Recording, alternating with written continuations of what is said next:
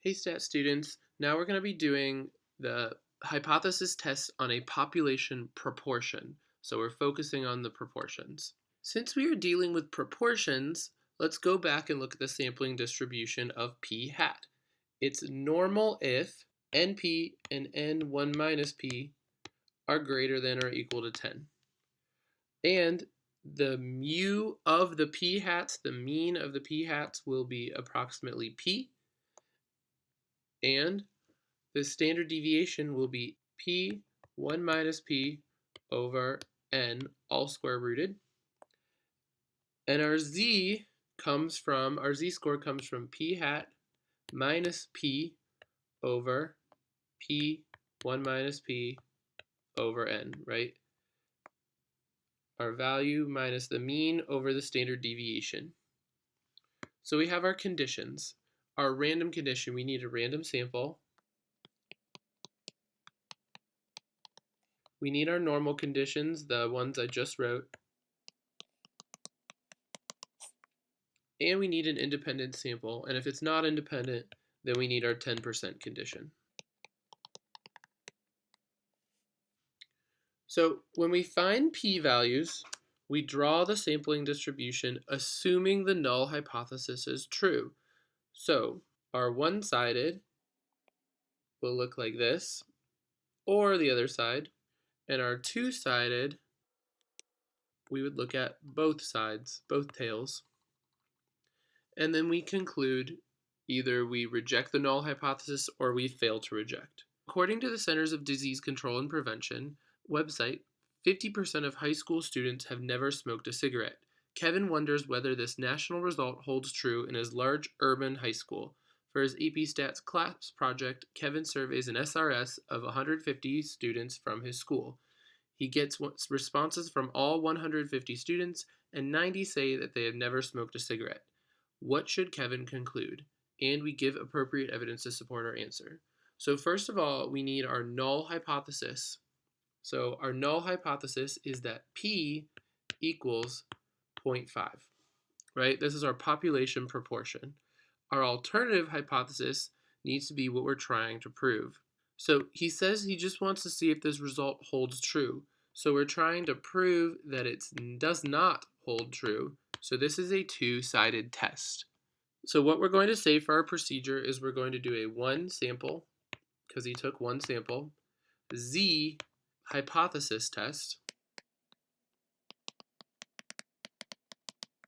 for proportion of students who smoke.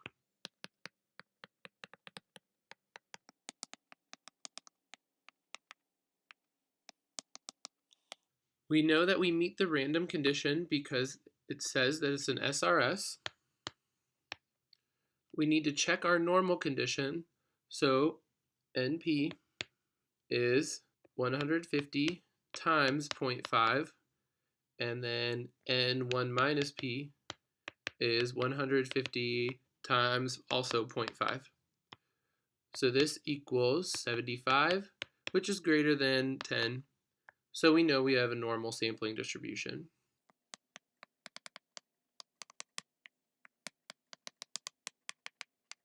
Independent, we need to check our independent condition. So we sampled 150 people.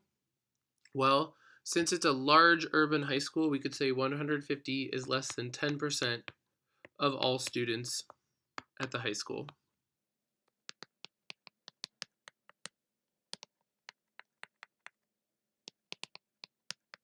It's safe to assume that. And then we do our calculations.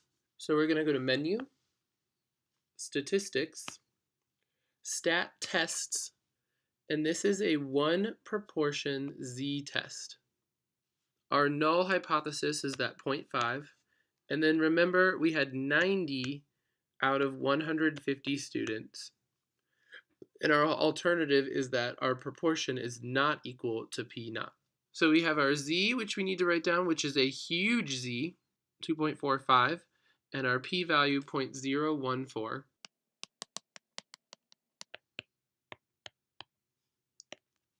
Well, there was no alpha level given, so typically we say alpha equals 0.05, so that's what we're going to use to make our conclusion. So since 0.014 is less than 0.05, which was our alpha, we reject the null hypothesis and conclude that the number of people who smoke differs from what the CDC says.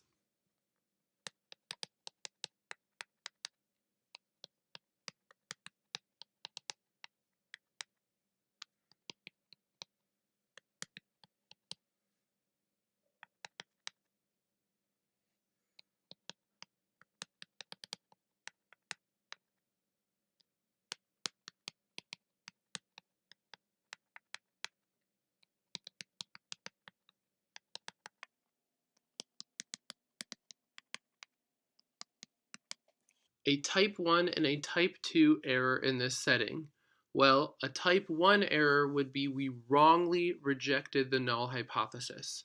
So if we made an error, we would have made a type 1 error. We should not have rejected the null hypothesis, and a possible consequence of this is we said the CDC was wrong when we shouldn't have.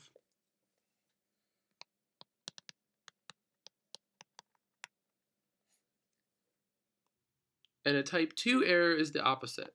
So if we made a type 2 error, this is if we said that we failed to reject the null hypothesis, and this would be the opposite. So we did not say that the CDC was wrong, and we didn't have enough evidence for that, when we should have. So this is saying that maybe we don't actually know what's going on with people smoking, and so people are lying, and maybe there's a bigger problem, and we need to investigate. Okay, this isn't my favorite example for a type 1 and type 2 error. We'll do more in class, so don't worry. And then if we said the test has a power of 0.797 to detect that p equals 0.65, this means that there's a 0.797 chance that we would reject the null hypothesis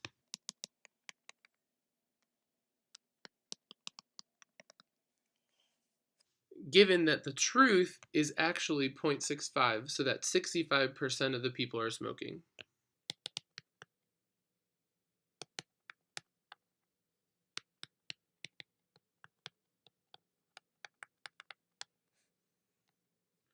And how could you increase the power? Well, we could increase our sample size is one way to increase the power, or we could increase alpha.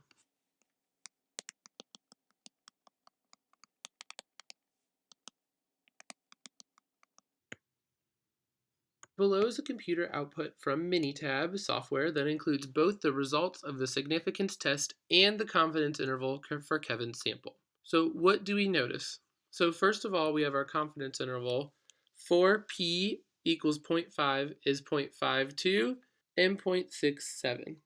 So we're testing our sample in our confidence interval, and we see that 0.5 is not in our confidence interval.